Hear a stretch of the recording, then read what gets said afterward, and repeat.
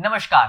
हर बार की तरह हमारे साथ आज मौजूद है एक स्पेशल गेस्ट जिनकी तारीफ और जिनके बारे में बताना अभी कम शब्दों में तो पॉसिबल है नहीं। तो आप बने रहिए हमारी इस खास चर्चा के साथ में, और चर्चा के दौरान में ही आपको पता चलता रहेगा कि ये शख्सियत जिनका इंट्रोडक्शन क्या 5 सेकंड 10 सेकंड में देना संभव था, तो उन्हीं उस शख्सियत से हम बात करें। मैं भी बड़ा गौरवान्वित महसूस कर रहा हूँ, और आप जब सुनेंगे तो आप भी काफ़ी मोटिवेट होंगे और काफ़ी इंस्पिरेशनल चर्चा का आप भी सहभागिता निभाइए। चलिए शुरुआत करते हैं। नमस्कार सर, स्वागत है आज की इस खास चर्चा में। नमस्ते सर, आप एजुकेशन, कल्चर, कम्युनिकेशन स्किल्स, आप साथ ही साथ असिस्टेंट प्रोफेसर भी हैं और काफ़ी सारी चीज़ों में इंगित हैं। तो मैं शुरुआत शुरू से करता हूँ। तो आपकी जर्नी स्टार्ट कैसे हुई, और क्या आपका सपना सच में स्टार्टिंग से ही था एक टीचर का? हरदोई जिले के एक अंचल में एक शिशु जन्मा। वहाँ पे एक माता पिता ने एक स्वप्न देखा। उसने अपनी हैसियत के मुताबिक वो शहर ले गए। उस शहर में जाके अपने सबसे अच्छे अंग्रेजी स्कूल में जो दाखिला करा सकते थे वो था लखनऊ पब्लिक स्कूल। वहाँ पे उन्होंने उस बच्चे का दाखिला कराया।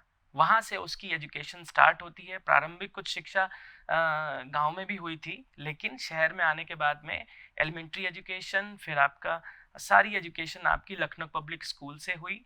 उसके बाद आप उसमें सेक्टर डी और सेक्टर आई दोनों शामिल हैं। 8 तक सेक्टर डी और सेक्टर आई में 9th to 12th एजुकेशन हुई। तो ये हो गया 2006। फिर 2006 से 9 हमने लखनऊ विश्वविद्यालय से संबद्ध एक महाविद्यालय है लखनऊ क्रिश्चियन पीजी कॉलेज, जो कि एक बहुत ही नामचीन महाविद्यालय रहा है अपने समय में, और वहाँ से हमने स्नातक की शिक्षा वहाँ से ग्रहण करी। वहाँ पे हमने बीए करा। बीए में हमारे विषय थे अंग्रेजी, शिक्षा शास्त्र और प्राचीन भारतीय इतिहास एवं पुरातत्व। और उसके बाद फिर परास्नातक के लिए मास्टर्स प्रोग्राम के लिए हम यूनिवर्सिटी ऑफ लखनऊ गए, लखनऊ विश्वविद्यालय में। वहाँ से पीजी हमने 2009 to 11 में किया। फिर 11 के बाद में 11 करते ही दौरान कुछ लैंग्वेजेस की तरफ एक फ्लेयर था, एक रुचि थी। तो वहाँ से हमने भाषा से ज़्यादा हमको ज़िंदगी सीखने का एक खासा मन था। तो मैं जब किसी ऐसे शिक्षक को देखता था जिससे मुझे लगता था कि इनसे कुछ सीखा जा सकता है, विषय बाद में आता है, विषय आप जिसके संग रहते हैं सीख लेते हैं। तो प्रोफेसर साबरा हबीब, जो कि एमरिटस प्रोफेसर ऑफ रशियन हमारी रही, वहाँ से हमने प्रोफिशिएंसी किया लखनऊ विश्वविद्यालय से ही। विभाग में जर्मन, रशियन और फ्रेंच भाषाओं का शिक्षा होती रही है। वहीं से हमने पहले प्रोफिशिएंसी किया। फिर उसके बाद में एक वर्ष आपका पीएचडी प्रोग्राम में आने से पहले 2011 में परस्नातक हुआ। पीएचडी प्रोग्राम में आने से पहले हमने डिप्लोमा इन रशियन किया, सिर्फ इसलिए कि मैम के साथ थोड़ा वक्त बीतेगा, कुछ सीखेंगे। तो ये तो फिर पीएचडी में एनरोल हो गए 2012 में। फिर वहाँ से 2012 से फिर आपका पीएचडी प्रोग्राम हुआ। उसके बाद फिर हमारी प्रोफेशनल जर्नी जो चालू होती है वो चालू होती है। सर, ये सीधी सीधी आपने जर्नी देखने को मिल रही है, लेकिन उसके बीच में थोड़ी सी और जिक्र करना चाहूँगा।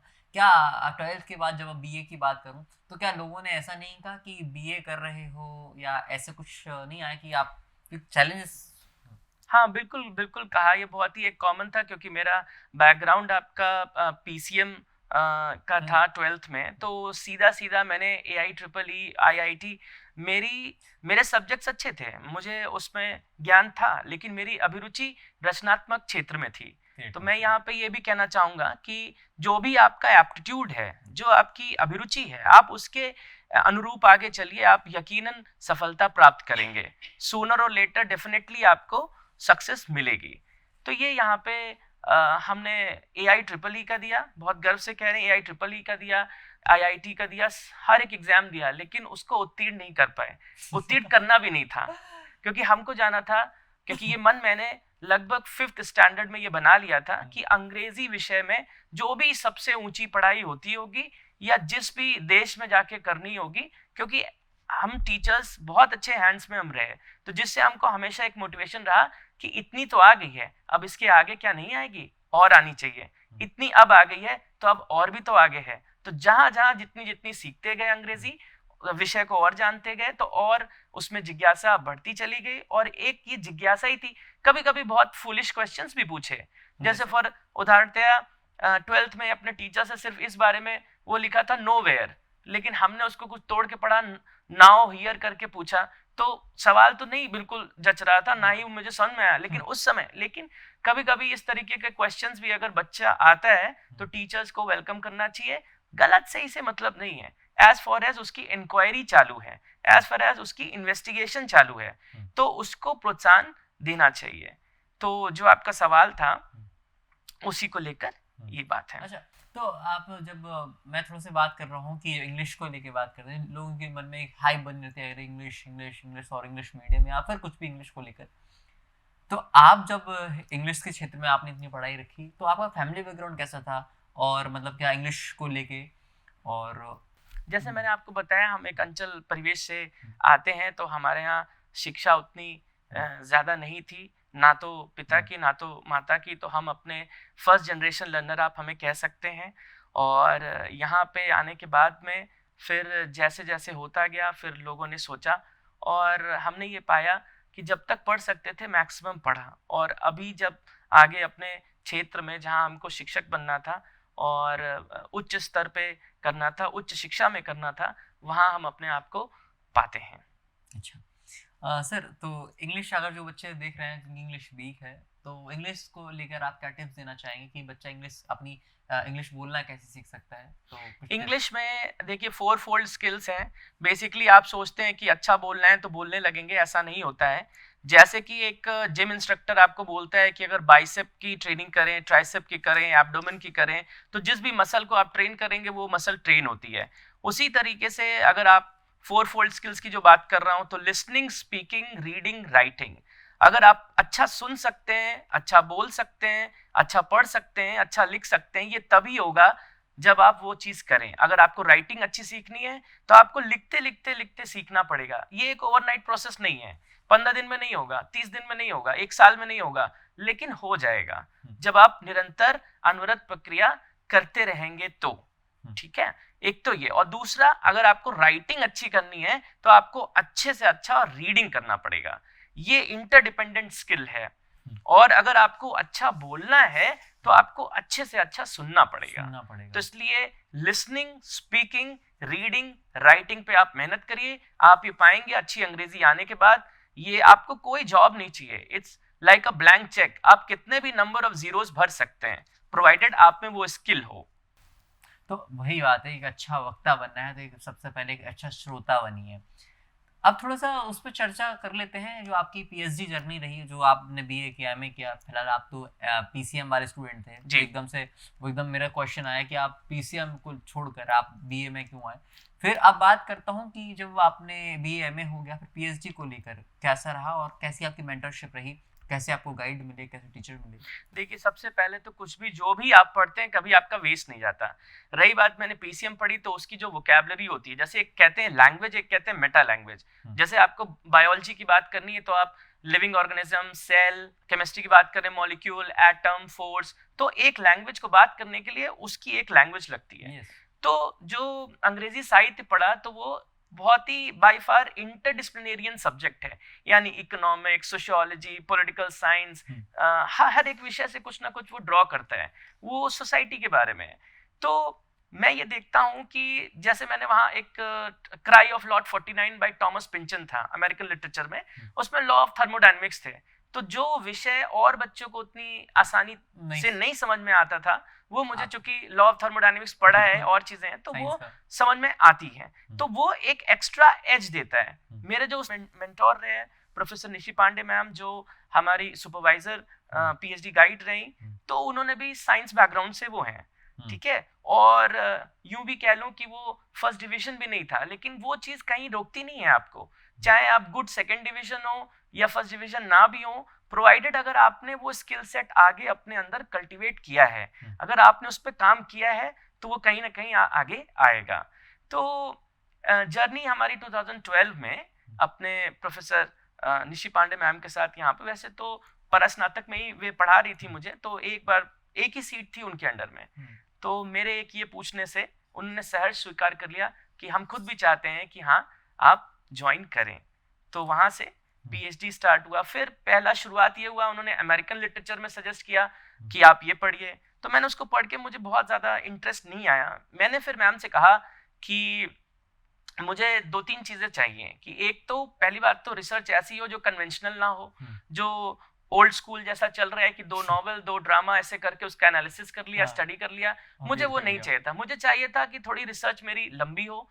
मैं चाहता था कि कोई ऐसा काम करूं जिसपे फेलोशिप स्कॉलरशिप वगैरह हो, ठीक है, और ऐसा चाहता था कि जिसमें खूब ट्रैवल करने को मिले और खूब इमर्शन हो, कल्चर का इमर्शन हो, खूब एक्सचेंज हो। तो फिर हुआ यूं कि उन्होंने फिर मुझे कुछ और सजेस्ट किया।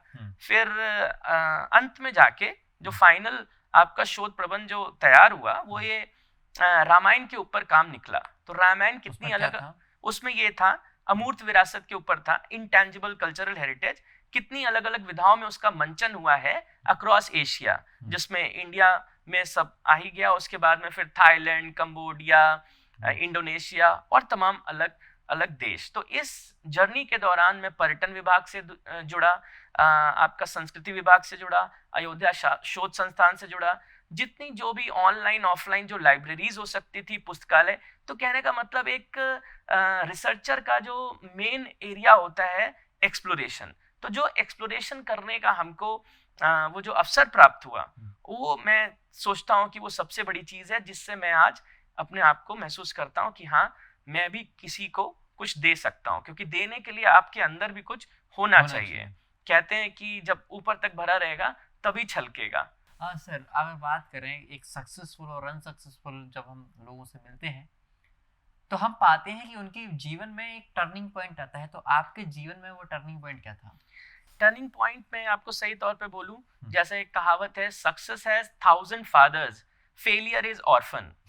ठीक है, तो जब तक कि आप कामयाब हैं आपके पास हजारों लोग रहेंगे और बोलते रहेंगे, और जब आप नाकामयाब हैं तो आप अनाथ के तरीके से हैं।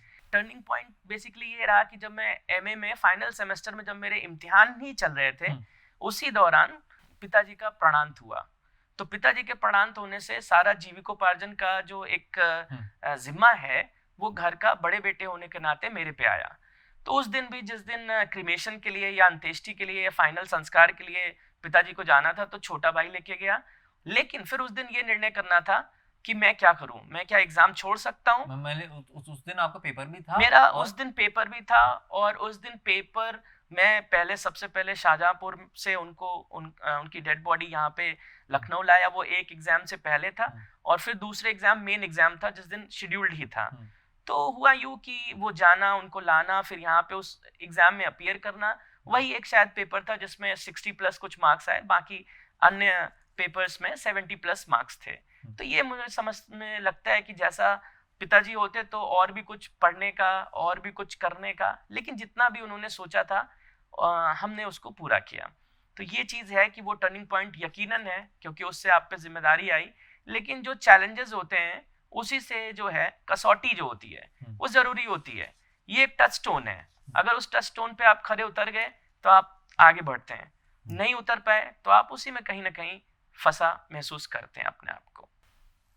आपकी, क्योंकि टर्निंग पॉइंट वही रास्ता होता है जो सक्सेस, क्योंकि वो उस टाइम पे आपको डिसीजन लेना होता है, आपको आगे जाना है, पीछे जाना है, बस वही आपको तय करता है कि आपको आगे जा रहे हैं या फिर आप पीछे जा रहे हैं। ये तो थोड़ा सा हमने जब एकेडमिकली जर्नी की बात करी, लेकिन चूंकि मैं आपके बारे में जब पढ़ रहा था तो मैंने आपको उसमें देखा कि युवा सम्मान मिला, आपको टीचमेंट सिल्वर एजुकेटर अवार्ड मिला, आपको कम्युनिटी सर्विसेज में आपने काफ़ी सोशल वर्क किए, पर्सनालिटी में भी आपने बहुत सारे ऐसे आपने काम करे हैं। तो उनको लेकर मैं थोड़ा सा चर्चा करना चाहूँगा, थोड़ा सा उनके ऊपर आप। बिल्कुल, सबसे पहले तो एक टीचर जो है हमेशा सीखता है, इसके लिए टीचिंग के लिए कहा जाता है टीचिंग इज लर्निंग ट्वाइस। तो जो पहली बार आपने किया ही था, दूसरी बार जब आप पढ़ा रहे हैं तब भी आप सीख रहे हैं। चूंकि आप यंग माइंड से रेगुलरली इंटरेक्ट करते हैं तो आप हर वर्ष प्रति वर्ष सीखते जाते हैं। तो एक तो ये है। दूसरी चीज ये है कि टीचर को खुद भी अपने आप के लिए तमाम डेवलपमेंट प्रोग्राम्स करने चाहिए। मैं भी समय समय पे, कभी रविंद्रालय था तो वहाँ मेमोरी टेक्निक मेथड्स पे विश्वरूप चौधरी की वर्कशॉप थी, वहां चला गया। ये कुछ 3 इडियट्स वाला हालचाल है कि जहाँ पे भी जैसा अच्छा लगा। यूनिवर्सिटी में भी क्या होता है, लर्निंग सीख करनी पड़ती है। आपके लिए ऐसे नहीं है कि वो एजुकेशन स्कूल एजुकेशन नहीं है। आपको सोशियोलॉजी में लगता है कुछ हो रहा है, प्रोग्राम है, इंटरनेशनल कॉन्फ्रेंस है, कुछ, आप जाइए, बैठ जाइए, कोई आपको नहीं मना करता है कि आप ना सुने। साइकोलॉजी में है, जिस भी विषय में आपको लगता है, जहां पूरी यूनिवर्सिटी में जिस भी साइंस है, आपके यहाँ जियोलॉजी की अगर मान लीजिए लैबोरेटरी है, या कोई कंप्यूटर साइंस का कोई अच्छा वो है, एआई के बारे में ट्यूटर कर रहे हैं कुछ है, तो आप जाके सीख सकते हैं, कोई नहीं मना करता है कि आप अच्छा ना सीखें। तो पहली चीज तो ये कि हर व्यक्ति को जब भी जिस भी समय, तो मेमोरी टेक्निक मेथड्स हो गया, इसी तरीके से जब कम्युनिकेशन स्किल्स में लखनऊ विश्वविद्यालय न्यू कैंपस में पढ़ाता रहा, बीवोक रिन्यूएबल एनर्जी टेक्नोलॉजी में, तो वहाँ कम्युनिकेशन स्किल्स के डिफरेंट चीजों को, उसमें जैसे कोपैक थ्योरी होती है, यानी उसमें काइनेसिक्स है, और किस तरीके से अपने आप को ग्रूमिंग और सब सारी चीजें हैं, तो वो भी सीखा। सॉफ्ट स्किल्स का जितना मौका मिला, बूट कैंप्स किए, एक मेधा ऑर्गेनाइजेशन था, वहाँ पे मुफस्सिल टाउन्स में जाके, बाराबंकी और अलग अलग दूर दूर जगहों पे जाके छोटे बच्चे जिनको सीवी राइटिंग नहीं आती है, जिनको एप्लीकेशन लिखना नहीं आता है, ड्राफ्टिंग नहीं आती, वो सब जाके उनको सिखाना। तो एक सुखद अनुभूति भी होती है कि आप का जीवन इस तरीके से ईश्वर ने सार्थक किया है कि आप सिर्फ अपने लिए ही नहीं, बल्कि और समाज के लिए भी आप एक दायित्व आप निर्वाह कर रहे हैं। तो ये कहीं ना कहीं एक इम्पोर्टेंट रोल रहा है। तो नए नए कोर्सेज सीखना, नए नए चीज़ों को डेवलप करना, नए रिसर्च इनिशिएटिव्स को लेना, डिपार्टमेंटल लेवल पे as a student, as a teacher, वहाँ पे उनके रिसर्च इनिशिएटिव्स को उसको कंट्रीब्यूट करना, डिपार्टमेंट में किसी भी तरीके का, जैसे आप हो गया, फिर नैक की प्रिपरेशन करना, मूल्यांकन में, इवैल्यूएशन में IQAC वाला जो डॉक्यूमेंटेशन होता है, और वो सारी चीज़ों में अपना एक रोल प्ले करना। अच्छा, तो आपने इन सभी दायित्वों को आपने बखूबी निभाया। जब मैं चीज़ पढ़ रहा था, तो मैंने आपके बारे में ये भी पाया कि आपको खाने की चम्मच को कैसे पकड़ना है, ये भी आपको किसी टीचर ने सिखाया था। हाँ, आपने ये सही पकड़ा। जैसे मैंने कहा, मेरा ज्यादातर जो लर्निंग है वो हमारे टीचर से रहे, कि वही फर्स्ट हैंड एक्सपीरियंस रहा। तो वो वाकया क्या रहा? वो वाकया ऐसा था कि मैंने अपने उस्ताद से यूं कहा कि मैम, ये मुझे जैसे रेस्टोरेंट्स जाते हैं, जैसे और जगह जाते हैं, तो वहाँ पे ये जो टेबल मैनर्स हैं, उसका थोड़ा सा ये लगता है कि कैसे चम्मच पकड़ूं, कैसे कांटा पकड़ूं, कैसे क्या करूं, किस तरीके से अपने आप को बेटर प्रेजेंट कर पाऊं। तो उसी दिन उन्होंने तुरंत पिज़्ज़ा हट मुझे लेके गई। पिज़्ज़ा हट में लेके जाके प्रॉपर केवल अपना टेबल सारा लेआउट करके, फिर उन्होंने बताया कि चाकू को ऐसे है, फोक को ऐसे है, बॉटल अगर सॉस को आप कर रहे हैं और गिरते गिरते आपको करना है, उसको टर्न कर लेना है। तो मतलब ये जो लाइफ स्किल्स हैं, तो मुझे लगता है जब मैं उनको काम करते देखता था ऑफिस में, तो मैंने देखा कि ये बुक मार्क कुछ यूज कर रहे हैं, कुछ फर्क तरीके का पेन है, कुछ स्टेशनरी है, कुछ क्लिप है, तो वो सब उनका डेस्क ऑर्गेनाइजर जो है, वो सब उनकी डेस्क पे देखा। तो फिर मन में ये हुआ कि अच्छा, ये चीज ऐसे यूज हो सकती है, अच्छा इसको काम करने के लिए ये वाली चीज आती है। तो मैं समझता हूँ कि teacher as a person is more important than as a technician. पहली चीज तो हम जो एक स्टूडेंट का जो इंटरेस्ट अवेकन करते हैं लर्निंग की तरफ, ये AI नहीं कर सकते, वो AI नहीं कर सकता है। मतलब हम ये सिखाते हैं कि सीखते कैसे हैं। तो अगर हम ये सिखा ले जाएं बच्चे को, तो वो यकीनन कुछ ना कुछ अपने से वो पिक कर ही लेगा। तो कभी भी, और जैसे सपोज विश्वविद्यालय में तो मैं नौकरी में बाद में आया, पहले महाविद्यालय में था, पहले और जगहों पे था, institute chartered of accountants of India में कराया, भारतीय नाट्य अकेडमी में आपका स्क्रीनिंग हुई थी, वहां पे भी सिलेक्ट हुआ, फिर आपका यूपी सैनिक स्कूल में पढ़ाया। तो इस तरीके से डिफरेंट सेक्टर्स में मैं पढ़ाता रहा, तो वो भी सब एक्सपीरियंस काउंट होता है। ओके, मतलब हम चीज़ें सीखते हैं अपने परिवेश से सीखते हैं, कॉन्शियसनेस रहनी चाहिए। तो जो टीचर की मैंने बात करी कि आपको टीचर ने सिखाया, तो ये चीज़ AI नहीं कर सकता है। और तो AI में और टीचर में क्या अंतर है, थोड़ा सा इस पे भी अगर हम जिक्र और गहनता से करें। AI तो आर्टिफिशियल इंटेलिजेंस है, वो आज आई है। Human intelligence as old as human है। जब से वो चाहे अर्ली मैन की टाइम से देख ले, धीरे धीरे उसने केव्स में क्या काम किया, फिर वो इमेजेस किया, फिर फायर से सीखा, इससे उससे। तो इंटेलिजेंस तो ह्यूमन इंटेलिजेंस कब की है, वो कितनी पुरानी है, और AI अभी आई है, तो वो तो कोई मुकाबला है नहीं, पहली चीज। दूसरा, हमारे पास अगर हिस्ट्री ऑफ इंग्लिश लिटरेचर पे 50 किताबें हैं, और मैं उन पे तकरीबन अगर पढ़ चुका हूँ, तो मुझे ये पता है कि कौन सी एंट्री, किस रेनेसा पढ़ना है तो किस किताब से पढ़ना है, रेफर्मेशन पढ़ना है तो किस किताब से पढ़ना है, ठीक है, 18th सेंचुरी पढ़ना है तो किस किताब से पढ़ना है, अमेरिकन लिटरेचर के। तो ये जो रिफाइनमेंट आता है, एआई तो आपको मिलियन ऑफ व्यूज से कुछ फिल्टर करके आपको देगा, लेकिन उसमें से बेस्ट सूटेड आपके लिए क्या होगा, ये थोड़ा सा अभी चूंकि लोगों की जो लोगों का जो ज्ञान है वो वैसे इन्फिनिट पॉसिबिलिटी होती है, तो एआई आपको सारा कुछ चैनलाइज करके आपको एक जगह दे रहा है ताकि आप उस हिसाब से अपने सर्च को और फर्दर फाइन ट्यून कर सकें। लेकिन टीचर की जरूरत पड़ती ही पड़ती है। ये कुछ ऐसा ही है कि सारी किताबें आप खरीद लीजिए और घर पे आप पढ़ लेंगे तो आ जाएगा, ऐसा नहीं है। जब आप क्लास में आते हैं तो सिर्फ सब्जेक्ट ही नहीं, आसपास जो ग्रुप है, जैसे आपने फिल्म देखते हैं तो कोई फिल्म आपने सिंगल अपने घर में देखी तो उसका क्या एक्सपीरियंस होगा, वही फिल्म एक आप ग्रुप एक्सपीरियंस करते हैं, हॉल में जाते हैं तो क्या एक्सपीरियंस होगा। जैसे फॉर एग्जांपल केसरी फिल्म रही तो उसमें सारे इतने सिख बंधु आए हुए थे और सारे और जो क्राउड था तो वो रोने लगे, तो वो जो एक कमोशन जो डेवलप होता है वो एक ग्रुप एक्सपीरियंस से होता है। तो आप क्लास डायनेमिक्स यानी अगर आपका ये कोएड है ना, जो आप सेक्स एजुकेशन की बात करते हैं, तो ये आप घर पे बैठ के कैसे एआई पे सीखेंगे। तो जब तक आप आएंगे नहीं किस गुड टच क्या है, बैड टच क्या है, ये फीमेल्स को बताया जाता है, तो ये सब सारी चीजें क्योंकि उनके पास वो अनुभव है, बिल्कुल है ना, टीचर के पास वो है, एक्सपीरियंस है। यस। सो मैं आपके थोड़ा सा, जब मैं देख रहा हूँ कि आप आर्ट्स यानी कि इंग्लिश के स्टूडेंट रहे, तो आपको ये कल्चरल और हेरिटेज को लेकर आपको एक्सप्लोर करने की ये कहाँ से, ये आपका इंटरेस्ट था या फिर आपको, और आप इसमें भी सब सर्व कर रहे हैं, आपने इसके ऊपर भी कई जगह आप घूमने गए लाइक केरला वगैरह, तो वो थोड़ा वाक्य बताएं और थोड़ा उसकी स्टोरी बताएं। देखिए मेरा चूंकि रिसर्च टॉपिक ये रहा, रामायण के ऊपर काम था, इंटेंजिबल कल्चरल हेरिटेज के ऊपर काम था, तो सब जगह से टूरिज्म डिपार्टमेंट से और सब अलग अलग मिनिस्ट्री से रिलेटेड, फिर रामायण फेस्टिवल हुआ था केरला में, वहां पे जाके आपने 7 दिन का सब जो इंडिजिनस फॉर्म्स थी वहां पे उसको वॉच किया, उसको रिकॉर्ड किया, उसको इंटरव्यू किया, उसको फोटोग्राफ किया, तो वो पूरा एक ऑडियो विजुअल एड है।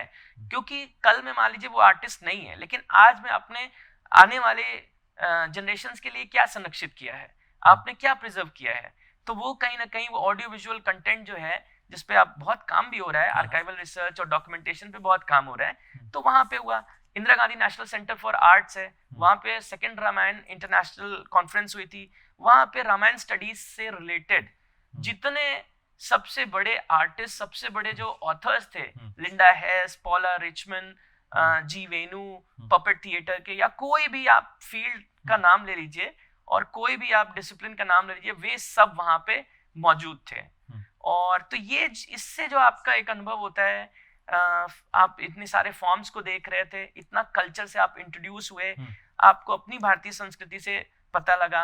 अब आज मैं एनईपी 2020 का जो ड्राफ्ट था उसमें आप देख सकते हैं कि कितना इंटरडिसिप्लिनरी रिसर्च की बात होती है, कितना मल्टी डिसिप्लिनरी ट्रांसडिसिप्लिनरी रिसर्च की बात होती है। तो कहीं ना कहीं हमारा अगर इंग्लिश उसमें रंगमंच है, थिएटर है, तो ये परफॉर्मेंस ट्रेडिशन को लेकर था। तो किस तरीके से एक थिएटर भी आप थिएटर, हाँ, एक खोन मास्क डांस था आपका थाईलैंड, तो यहाँ पे एक वर्कशॉप थी, तो संगीत नाटक एकेडमी, साहित्य एकेडमी, ललित कला एकेडमी, और किसी भी जो थिएटर जो प्रोग्राम होता है, नेशनल स्कूल ऑफ ड्रामा, यहाँ सभी मैं एक रेगुलर गोअर रहा हूँ, वहाँ से मैंने बहुत सीखा है। Shri Ram centre of performing arts आपका लखनऊ में, खुद भारतेंदु नाट्य एकेडमी, तो वहाँ सभी जगह जाना, कभी भी कोई रंगमंच का कोई कार्यक्रम है, क्योंकि मैं एमए में था और ड्रामा पढ़ता था, शेक्सपियर के ड्रामास थे, सब चीज, और उसमें हुआ ये कि कभी अगर आपने कोई प्ले थिएटर में अगर देखा नहीं है तो कैसे आप जानेंगे कि क्या स्टेज है, क्या लाइटिंग है, क्या एक्टर है, क्या चीज है, कितने प्रोसेनियम आर्क होता है, थ्रस्ट स्टेज है। तो ये इतनी जो विविध तरीके की जो जानकारी है, जब आप सामने देखते हैं उससे आपको खासा मदद मिलती है। जो आप किताबों में पढ़ते हैं, फिर आप उसको मूर्त रूप में जीवंत होते हुए देखते हैं, तो आपको विशेष लाभ होता है। शायद यही कारण है कि मतलब जब मैं आपको जो सुन पा रहा हूँ कि आप इतनी सारी चीजों में इंगित हैं और खुद को इतना एनर्जी के साथ भरपूर हैं आप, तो शायद यही कारण है जो बीसी जो कमेटी में जो 5 मेंबर्स रहते हैं उनका उनमें से आप एक हिस्सा भी हैं, तो उसमें अभी क्या दायित्व है, क्या भूमिका है? मैं जो पूर्व कुलपति थे उन्होंने अपनी एक टीम बनाई थी सोशल मीडिया वॉरियर्स, उसके 5 योद्धा थे जिनमें से मैं भी एक था, जहां मेरा रोल यूनिवर्सिटी के प्रचार प्रसार में और जो भी अच्छा काम हो रहा है तो हमें जो हैंडल मिला था वो था संस्कृति। तो हमारे यहाँ सांस्कृतिकी करके एक यूनिट है जो कि कल्चरल विंग है यूनिवर्सिटी का, जिसका इंस्टाग्राम, जिसका ईमेल और जिसका आपका सोशल मीडिया, ट्विटर हो गया, व्हाट्सएप चैनल हो गया, ये सब मैं उसको देखता था। तो जगह जगह पे जो इवेंट्स थे उसको रिकॉर्ड करना, उसको शोकेस करना, जो जैसे ये आपका एडमिशन्स में भी बहुत सहायक होता है कि लोगों को देख मिलता है कि किस विश्वविद्यालय में जब भी आप शोकेस कर रहे हैं, प्रोजेक्ट कर रहे हैं कि अच्छा ये कल्चर डिपार्टमेंट में, क्योंकि बहुत सारे ऐसे बच्चे होंगे जो केवल कल्चर से जुड़ना चाहते हैं, आपके यूनिवर्सिटी में बहुत ऐसे स्टूडेंट्स होंगे जो केवल स्पोर्ट्स करना चाहते हैं। तो हर एक तबके के लिए, हर एक सेक्शन के लिए अगर वो ये समझेगा कि अच्छा यहाँ स्पोर्ट्स भी है, यहाँ कल्चर भी है, यहाँ एकेडमिक्स भी है, चलो यहाँ एडमिशन लेते हैं, तो ये कहीं ना कहीं एक सार्थक प्रयास था पूर्व कुलपति जी का। और तो उसमें कंट्रीब्यूशन किया। फिर आपका अलग अलग दायित्व उसमें ऑफिसेज में था, तो सांस्कृतिक का मैं मेंबर रहा। फिर छात्र कल्याण जो डीन स्टूडेंट वेलफेयर है उसमें भी मैं मेंबर रहा। एक हॉस्टल है उसका मैं हबीबुल्ला हॉल, उसका असिस्टेंट प्रोवोस्ट रहा हूँ। फिर रोवर्स एंड रेंजर्स एक यूनिट है, उसका मैं एक रोवर भी हूँ। तो इस तरीके से जब भी आपको विश्वविद्यालय की सोशल कॉर्पोरेट लाइफ को कंट्रीब्यूट करने का मौका मिले, एक टीचर को, एक स्टूडेंट को, वो करना चाहिए। तो आप इस पर क्या कहना चाहेंगे कि डिग्री ज़्यादा इंपॉर्टेंट है या स्किल्स? जितने कि मैं आपकी स्किल्स को मैं बात कर पा रहा हूँ कि आपको जब मैंने पढ़ा कि आपको रशियन लैंग्वेज में भी आपका इंटरेस्ट रहा, तो हम एक लैंग्वेज नहीं सीख पा रहे हैं, कई सारे तबके लोग हैं जो इंग्लिश नहीं सीख पा रहे हैं, और आपने इंग्लिश हिंदी के साथ में आपने रशियन भी सीखी। सो अगर कोई बच्चा इंग्लिश सीखना चाहता है या फिर अपनी कम्युनिकेशन स्किल्स को बेस्ट करना चाहता है, तो अपने डर को कैसे हटाए? तो थोड़ा सा उस पर टिप्स। डर में यूं है कि जैसे ये माना जाता है कि अक्सर मान लीजिए स्कूल में फाइन लगाया कि अच्छा फाइन लग रहा है तो बोल रहे हैं। तो हुआ यूं कि जब भी आप थोड़ा इंग्लिश आपने बोला और बोलते बोलते आपको लगा कि फिर छूट गया, फिर आप दोबारा फिर बोलने लगे, फिर छूट गया, फिर बोलने लगे। और ये भी है कि जैसे चेस होता है, जैसे टेबल टेनिस है, तो अपर हैंड के साथ प्रैक्टिस किया जाता है। तो इंग्लिश के लिए या किसी भी भाषा के लिए जब आपको लगे कि हाँ अच्छा मुझसे बेहतर ये करने वाले हैं, ये मैं इनको जानता हूँ, ये मेरे भैया हैं, ये मेरे दादी हैं, या मेरे ये घर के परिवारजन या मेरे मित्रगण कोई भी हैं, तो वो उनके साथ प्रैक्टिस करिए। और प्रैक्टिस करने से चीजें बेटर होती हैं। फ्लुएंसी जैसे मैं भी जैसे बोला मैं आपको, तो शुरुआत में मैंने अपने टीचर को बोला कि मैम जैसे कॉन्वेंट बेबीज होते हैं और वो तुरंत ऐसे स्टार्ट हो जाते हैं और वो बोलने लगते हैं, तो बोले तुम्हारे अंदर भी ऐसा कुछ नहीं है कि तुम नहीं बोल पाते हो। मैंने कहा शुरुआत में कुछ थोड़ी सी ये हिचक रहती है कि 1-2 सेंटेंस बोल लिया है, उसके बाद में वो फ्लुएंसी आती है। बोले जितना प्रैक्टिस करोगे, जितना बोलोगे उतना अच्छा बोल पाओगे। Practice makes a man perfect. तो ये कुछ वो है। लाइक आप यूथ को और क्या मतलब मार्गदर्शन देना चाहेंगे? क्या यूथ को आप अपने हिसाब से गाइडेंस देना चाहेंगे? तो मैं थोड़ा सा उस पर यूथ एक सबसे पहली चीज उसका स्कूल हो जाता है या कॉलेज हो जाता है तो यूनिवर्सिटी हो जाता है, फिर वो अपने आप को बहुत ही फ्रेजाइल महसूस करता है। तो मैं एक एंटी फ्रेजाइल, जो मेरे अभी एक रिसेंट एक फेयरवेल हुआ था वहां से मैं ये पिक करता हूँ। हमारे एक लिटरेरी थ्योरी क्रिटिसिज्म के एक टीचर हैं, उन्होंने बोला एंटी फ्रेजाइल थियरी। तो सबसे पहली बात तो आपको गिव अप नहीं करना है। आप किसी भी सर्कमस्टेंस में, किसी भी परिस्थिति में अगर आप अपने आप को पा रहे हैं तो बिल्कुल भी विचलित मत होइए। देखिए अच्छा समय होता है तो वो हमेशा नहीं रहता है, और बुरा समय होता है वो भी हमेशा नहीं रहता है। ठीक है, घड़ी आप देखते हैं जब अच्छा समय नहीं चल रहा होता तो आपको लगता है कि सुई बहुत धीरे धीरे चल रही है, और अच्छे समय में लगता है कि बहुत जल्दी समय बीत गया। तो रात है तो दिन भी होगा, और दिन है तो रात भी होगी। समय बदलता है, सबका बदलता है। आप बस अपनी मेहनत, अपनी लगन से लगे रहिए और अच्छा होता है। ना कि ए मंजिल के मुसाफिर, मैं उधार की लाइन पढ़ देता हूँ किसी की ए मंजिल के मुसाफिर होके मायूस यूं ना बैठ, सुबह जरूर होगी, सुबह का इंतजार। बिल्कुल। तो मैंने किसी की उधार की पढ़ दी लाइन, लेकिन मुझे लगा कि यहाँ पर सूट कर रही थी। क्योंकि यूथ जो आज का, क्योंकि युवा ही मतलब देश का भविष्य है, तो उसके मार्गदर्शन के लिए हम ऐसे विभिन्न पॉडकास्ट लाते रहते हैं, तो जिसमें मेरा सौभाग्य है कि मेरा आपके साथ वार्ता हो रही है। सर थोड़ा सा मैं कुछ और भी प्रश्न छोटे छोटे से मैं पूछना चाहता हूँ जो कि यूथ के लिए हैं, यूथ के क्वेश्चंस हैं। लाइक हमारे जो जो विलेजेस से आते हैं, हिंदी मीडियम के स्टूडेंट्स आते हैं, वो कहते हैं कि मतलब वो कहते हैं कि हमें वो उस तरीके का हमें एनवायरनमेंट नहीं मिलता है, हम बोलने की कोशिश करते हैं बट कोई हमें मार्गदर्शक नहीं होता है, तब भी हम कैसे शुरुआत करें, हम स्टार्टिंग कैसे करें किसी चीज़ की? देखिए, कभी स्पोकन इंग्लिश कोर्सेज कुछ होते हैं आपके बेल्ट में, आपके एरिया में कुछ है, तो उससे कॉन्फिडेंस होता है, वो भी आप एक कोई छोटा प्रोग्राम कर सकते हैं। यूनिवर्सिटीज़ खुद भी अपने जैसे एनईपी प्रोग्राम के तहत जैसे कम्युनिकेशन स्किल्स और इस तरीके के डिपार्टमेंटल प्रोग्राम्स भी ऑफर करें। अगर आपके विश्वविद्यालय में अगर है तो वो भी एक अच्छी पहल हो सकती है।